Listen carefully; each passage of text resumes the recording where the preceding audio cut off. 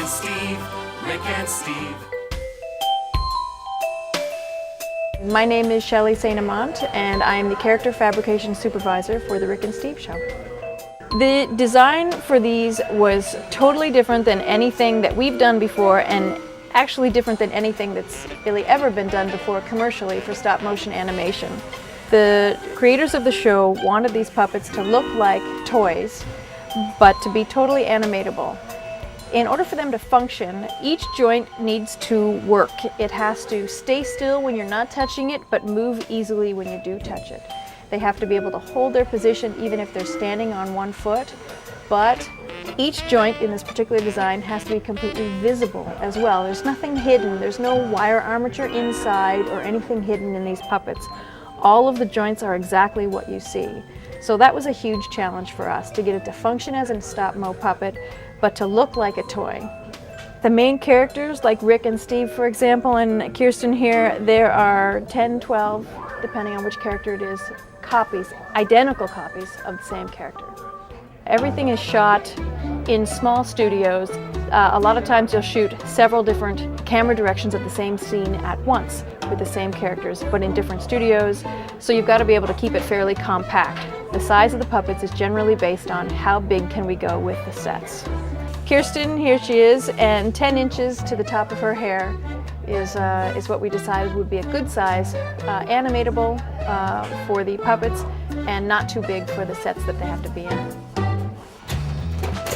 These are what we call the puppet vaults, and of course you can see any number of multiples of the guys in here. Our army of cats for the 4th episode.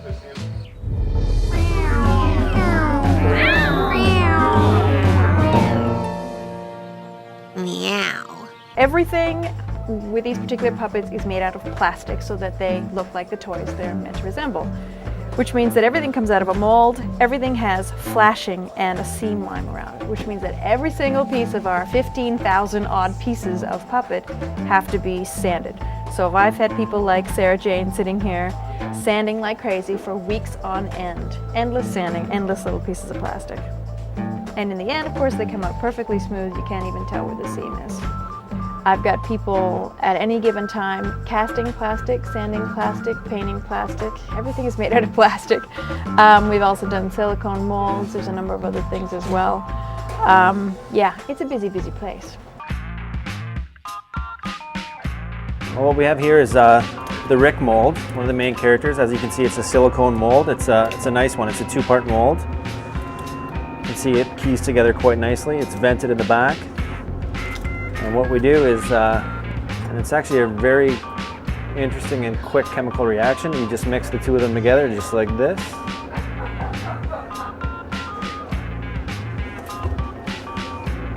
Pop in the neck. Pour in your plastic.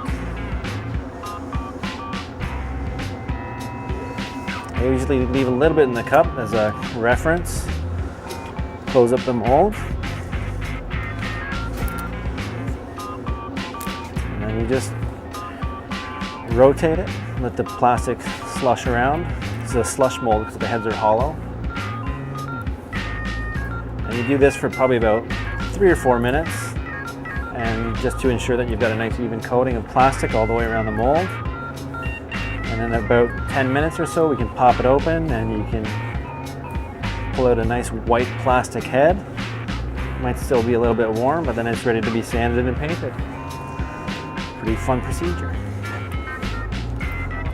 So here we have it. Here's our Rick mold. It's probably been about 15 minutes since we poured the plastic in and finished flipping it. It's fairly straightforward. You just kind of pull the mold in half. You can see we've got a little bit of flashing, a little bit of the excess plastics squirting out. You just snap it off. You just kind of pop on your head. Voila! Rick and Steve, Rick and Steve.